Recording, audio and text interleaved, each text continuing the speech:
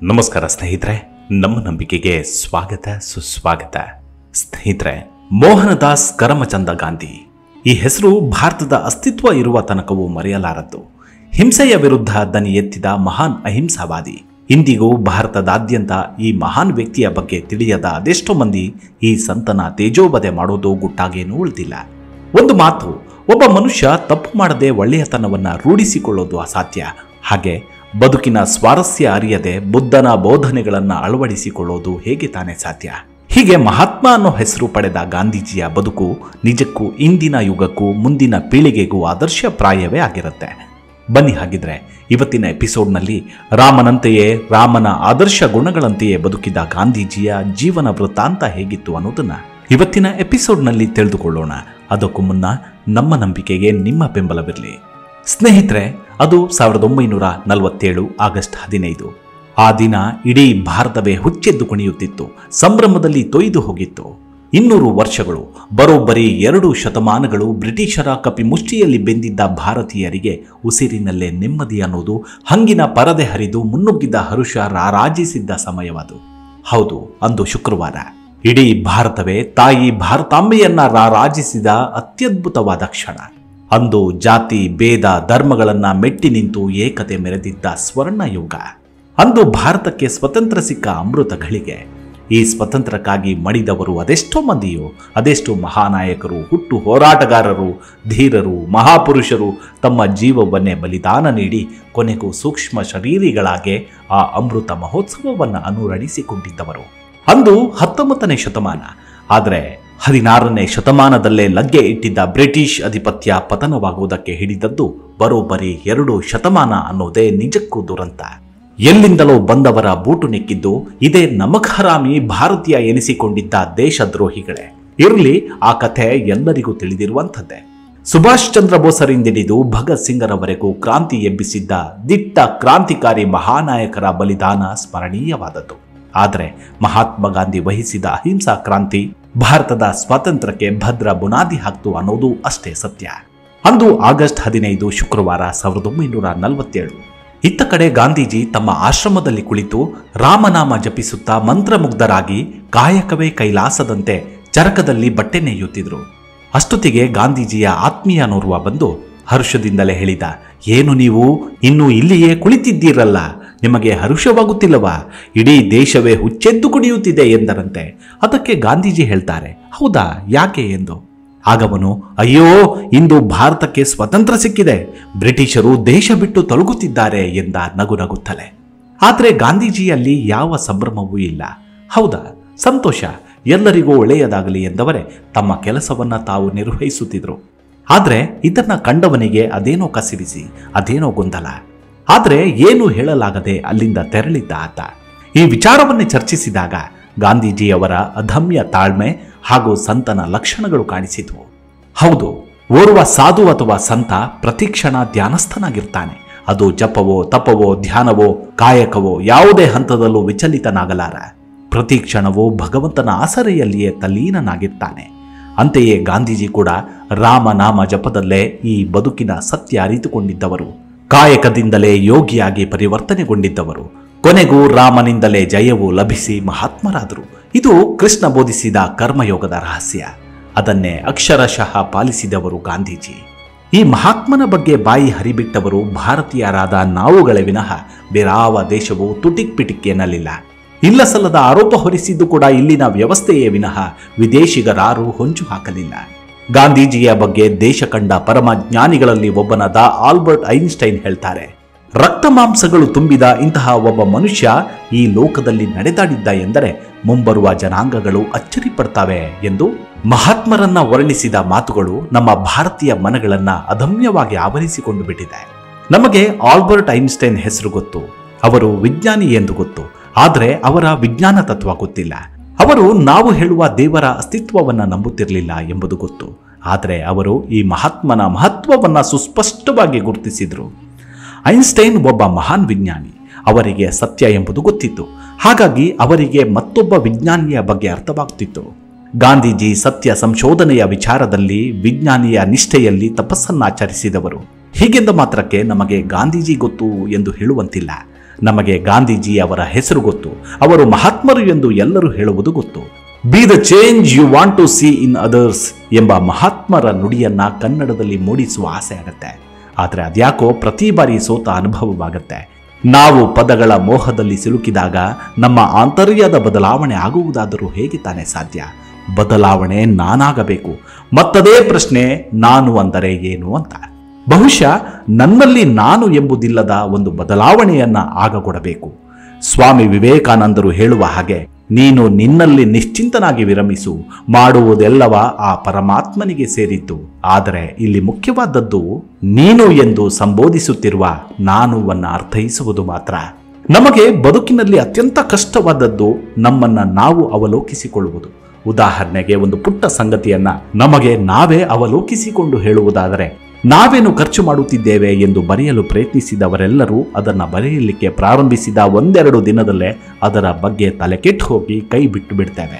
ನಾವು ನಮ್ಮ ಬಗ್ಗೆ ಒಂದು ಡೈರಿಯನ್ನ ಬರಿಬೇಕು ಎಂದು ಹೋದಾಗಲೆಲ್ಲ ಅದು ನಾವು ಓದಿದ ಯಾವುದೋ ಶೈಲಿಯ ಹಾದಿ ಹಿಡಿದು ಸತ್ಯ ಬಿಟ್ಟು ಉಳಿದೆಲ್ಲವೂ ಆಗತೊಡಗಿ ಯಾವುದೋ ಅರ್ಥವಿಲ್ಲದ ಕತೆ ಓದಿದ ಅನುಭವವಾಗಿ ಆ ಪ್ರಯತ್ನ ತಣ್ಣಗೆ ನಿಂತು ಹೋಗಿ ನಮ್ಮ ಡೈರಿಯ ಬಹುತೇಕ ಪುಟಗಳು ಖಾಲಿಯಾಗಿ ಉಳಿದು ಬಿಡ್ತವೆ. ಸರಳತೆ ಎಂಬ ಸಾಮಾನ್ಯತೆಯಿಂದ ನಾವು ಬಹುದೂರ ಸಾಗಿಬಿಟ್ಟಿದ್ದೇವೆ. ಅದರ ಬಳಿ ಉಳಿದವರು ಮಾತ್ರವೇ ಮಹಾತ್ಮರು, ಮಿಕ್ಕವರೆಲ್ಲ ಬರೀ ಉಳಿದವರಷ್ಟೇ. ಗಾಂಧೀಜಿಯವರಿಗೆ ತಮ್ಮ ಬದುಕನ್ನೇ ಸತ್ಯಾನ್ವೇಷಣೆ ಮಾಡಿಕೊಳ್ಳಲು ಸಾಧ್ಯವಾಗಿದ್ದರಿಂದಲೇ ಅವರು ಮಹಾತ್ಮರಾಗುವುದು ಸಾಧ್ಯವಾಯಿತು. ಮಹಾತ್ಮರ ಸಾಧನೆ ಇರುವುದು ಅವರು ವ್ಯವಸ್ಥೆಗಳ ಒಡನೆ ಮಾಡಿದ ಹೋರಾಟದಲ್ಲ, ಅವರು ತಮ್ಮನ್ನ ತಾವು ಕಂಡುಕೊಳ್ಳಲು ನಡೆಸಿದ ಪ್ರಯತ್ನಗಳಲ್ಲಿ ಮಾತ್ರ. ತಮ್ಮ ತಪ್ಪುಗಳನ್ನು ಮುಕ್ತವಾಗಿರಿಸಿಕೊಳ್ಳಲು ಅವರಿಗೆ ಎಂದೂ ಮುಜುಗರವೆನಿಸಲೇ ಇಲ್ಲ. ಅದರ ಪರಿಣಾಮಗಳನ್ನು ಎದುರಿಸಲಿಕ್ಕೆ ಅವರು ಸರ್ವದಾ ಸಿದ್ಧರಿದ್ದರು. ಒಂದೆಡೆ ಅವರು ಹೇಳಿದ ಮಾತೊಂದು ನೆನಪಾಗತ್ತೆ, ಕ್ಷಮಿಸುವವನೇ ಧೀರ. ಕ್ಷಮಿಸುವವ ಹೇಗೆ ಧೀರನಾಗ್ತಾನೆ ಎಂದರೆ, ನಮ್ಮನ್ನು ನಾವು ಅರ್ಥ ಮಾಡಿಕೊಂಡಾಗ ಇತರರ ತಪ್ಪು ನಮಗೆ ದೊಡ್ಡದೆನಿಸುವುದಿಲ್ಲ. ಇತರರು ತಪ್ಪು ಮಾಡಿದಾಗ ಕೂಡ ಅದರಿಂದ ನಾವು ಕಲಿಯುತ್ತಾ ಹೋಗುತ್ತೇವೆ. ಗಾಂಧಿ ಎಂಬ ವ್ಯಕ್ತಿ ಗಾಂಧೀಜಿಯಾಗಿದ್ದು, ಗಾಂಧೀಜಿ ಎಂಬ ಹಿರಿಯರು ಮಹಾತ್ಮರಾಗಿ ಏರಿದ ಮೆಟ್ಟಿಲುಗಳು ನಿಜಕ್ಕೂ ಅಮೋಘವಾದದ್ದು. ಗಾಂಧೀಜಿ ಅವರ ಕಾರ್ಮಿಕ ಪರ ಹೋರಾಟದ ಒಂದು ಘಟನೆ ಹೀಗಿದೆ. ಅಹಮದಾಬಾದಿನ ಗಿರಣಿಯ ಕಾರ್ಮಿಕರ ಮೂಲಭೂತ ಅವಶ್ಯಕತೆಗಳ ಬೇಡಿಕೆಯ ಹೋರಾಟಕ್ಕೆ ಗಾಂಧೀಜಿಯೇ ಮುಂದಾಳತ್ವ ವಹಿಸಲು ಒಪ್ಪಿದ್ರು. ಕಾರ್ಮಿಕರು ಮುಷ್ಕರ ಹೂಡಿ ಕೆಲಸವನ್ನು ಬಹಿಷ್ಕರಿಸಿದ್ರು. ಆದರೆ ಏನೇನೂ ಉಪಯೋಗ ಕಾಣಲಿಲ್ಲ. ಆಡಳಿತ ವರ್ಗ ಕೆಲವೊಂದು ದುರ್ಬಲ ಮನಸ್ಸಿನ ಕಾರ್ಮಿಕರನ್ನ ಪುಸಲಾಯಿಸಿ ಕಾರ್ಮಿಕ ವರ್ಗದಲ್ಲಿ ಒಡಕು ಮೂಡಿಸಲು ಯತ್ನಿಸಿತು. ಆಗ ಗಾಂಧೀಜಿ ಆಡಳಿತ ವರ್ಗವನ್ನ ದೂಷಿಸಲೂ ಇಲ್ಲ, ಒಡೆದ ಕಾರ್ಮಿಕರನ್ನ ದೂಷಿಸಲು ಹೋಗಲಿಲ್ಲ. ಕಾರ್ಮಿಕರನ್ನ ಉದ್ದೇಶಿಸಿ ಮಾತನಾಡ್ತಾರೆ, ನೀವೆಲ್ಲರೂ ಒಟ್ಟಾಗುವವರೆಗೆ ನಾನು ಅಮರಣಾಂತ ಉಪವಾಸ ಮಾಡ್ತೇನೆ ಎಂದು ಹೇಳಿ ಉಪವಾಸವನ್ನ ಕುಳಿತು ಬಿಟ್ರು. ಒಂದೆರಡು ದಿನದಲ್ಲೇ ಕಾರ್ಮಿಕರೆಲ್ಲರೂ ಮೂಕವಾದರು. ಆ ಮೂಕತನದಲ್ಲಿ ಅವರೆಲ್ಲರೂ ತಮ್ಮಲ್ಲಿನ ತನವನ್ನ ಕಳೆದುಕೊಂಡು ಒಂದಾಗಿ ಹೋದರು. ಅಹಮದಾಬಾದಿನ ಗಿರಣಿಯ ಮಾಲೀಕರು ಗಾಂಧೀಜಿಯ ಬಳಿ ಬಂದು, ಮಹಾತ್ಮರೇ, ನಿಮ್ಮ ಕಾರ್ಮಿಕರ ಪರವಾಗಿನ ಎಲ್ಲ ಬೇಡಿಕೆಗಳನ್ನು ನಾವು ಬೇಷರತ್ತಾಗಿ ಒಪ್ಪಿದ್ದೇವೆ, ದಯವಿಟ್ಟು ನಿಮ್ಮ ಉಪವಾಸ ನಿಲ್ಲಿಸಿ ಎಂದು ಮಹಾತ್ಮರಿಗೆ ಶರಣಾದರು. ಗಾಂಧೀಜಿಯವರ ಬ್ರಿಟಿಷರ ವಿರುದ್ಧದ ಹೋರಾಟವನ್ನೇ ಗಮನಿಸಿದರೆ ಅವರು ವ್ಯಕ್ತಿಗತವಾಗಿ ಮಾಡಿದ ಟೀಕೆಗಳು ಯಾವ ಗ್ರಂಥಗಳನ್ನು ಜಾಲಾಡಿದರೂ ಸಿಗಲಾರವೇನೋ. ಅವರನ್ನ ಕೋರ್ಟಿನಲ್ಲಿ ಕಟಕಟೆಯಲ್ಲಿ ನಿಲ್ಲಿಸಿದಾಗ ಹಲವಾರು ಬ್ರಿಟಿಷ್ ನ್ಯಾಯಾಧೀಶರು ತಮ್ಮ ಸ್ಥಾನದಿಂದ ಎದ್ದು ಗೌರವ ಸಲ್ಲಿಸುತ್ತಿದ್ರು.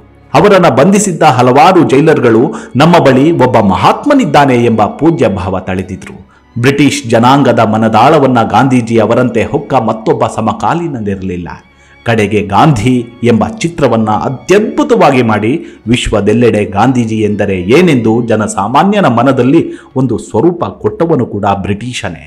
ನಾವು ಯಾರ ಒಡನೆ ಹೋರಾಡುತ್ತೇವೆಯೋ ಅವರ ಮನದಲ್ಲೇ ಹೀಗೆ ಕುಳಿತುಕೊಳ್ಳುವ ರೀತಿ ಹಿಂದೆ ಎಂದೆಂದೂ ಸಂಭವಿಸಿರಲಿಲ್ಲ.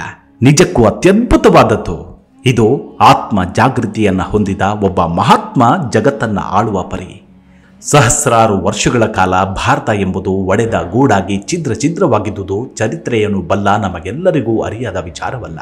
ಇಂದು ಕೂಡ ಹಲವು ಭಾಷೆ, ಹಲವು ಪರಿಯಲ್ಲಿ ನಾವು ಬೇರೆ ಬೇರೆಯಾಗಿಯೇ ಮತ್ತು ನೂರಾರು ವಿಷಯಗಳಲ್ಲಿ ಬಹಳಷ್ಟು ಛಿದ್ರವಾಗಿಯೇ ಇದ್ದೇವೆ.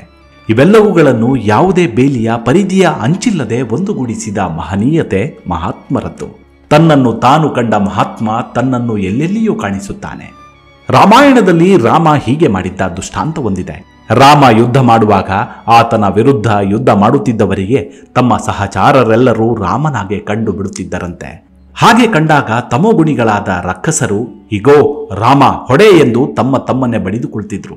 ಗುಣಾತೀತರಾದವರು ತಮ್ಮಲ್ಲೇ ರಾಮನನ್ನು ಗುರುತಿಸಿಕೊಳ್ತಿದ್ರು. ಗಾಂಧೀಜಿಯವರ ವಿಚಾರದಲ್ಲಿ ಗಮನಿಸಿದ್ರು ಕೂಡ ನಾವು ಕಾಣುವುದು ಇದೇ ಪುನರಾವರ್ತನೆಯನ್ನೇ.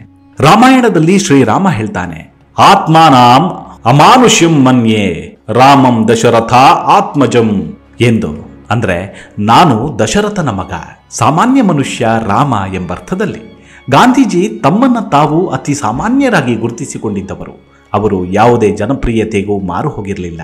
ತಾವು ಹೇಳಿದ್ದೇ ಅಂತಿಮವಲ್ಲ ಎಂದು ಎಲ್ಲೆಡೆ ಪುನರುಚ್ಚರಿಸಿದ್ರು. ನಾನು ತಪ್ಪು ಮಾಡ್ತೇನೆ, ಅದು ನನ್ನ ಒಂದು ಭಾಗ ಎಂದು ಹೇಳಲು ಅವರಿಗೆ ಯಾವ ಹಿಂಜರಿಕೆಯೂ ಇರಲಿಲ್ಲ. ಆದರೆ ಬದುಕಿನ ವಿಚಾರದಲ್ಲಿ ತಾವು ನಂಬಿದ್ದರ ಆಚೆ ಈಚೆ ಕದಲಲಿಲ್ಲ. ನಾನು ಹೇಳಿದ್ದನ್ನ ಉದಾಹರಣೆಯಾಗಿ ಸ್ವೀಕರಿಸಿ ನಿಮ್ಮ ಸಂಶೋಧನೆಯ ಆಳದಲ್ಲಿ ನಿಮ್ಮನ್ನ ಕಂಡುಕೊಂಡು ಬಾಳಿರಿ ಎಂದವರು ಮಹಾತ್ಮ ಗಾಂಧೀಜಿ. ಕೊನೆಗೆ ಅವರ ಬದುಕು ಹೇಗಿತ್ತೆಂದರೆ, ದಿನದ ಅತಿ ಹೆಚ್ಚು ಸಮಯ ಅವರು ಆಶ್ರಮದ ಕುಟೀರದೊಳಗೆಯೇ ಕಾಲ ಕಳೆಯುತ್ತಿದ್ದರು. ಅದು ಒಂದು ರೀತಿಯ ಅವಧೂತ ಸ್ಥಿತಿ. ಗೂಡ್ಸೆ ಅವರನ್ನ ಗುಂಡಿಕ್ಕಿ ಕೊಲ್ಲುವ ಮುನ್ನವೇ ಅವರಿಗೆ ತಮ್ಮ ಕೊನೆಗಾಲ ಸಮೀಪಿಸಿರುವುದು ಮನನವಾಗಿತ್ತು.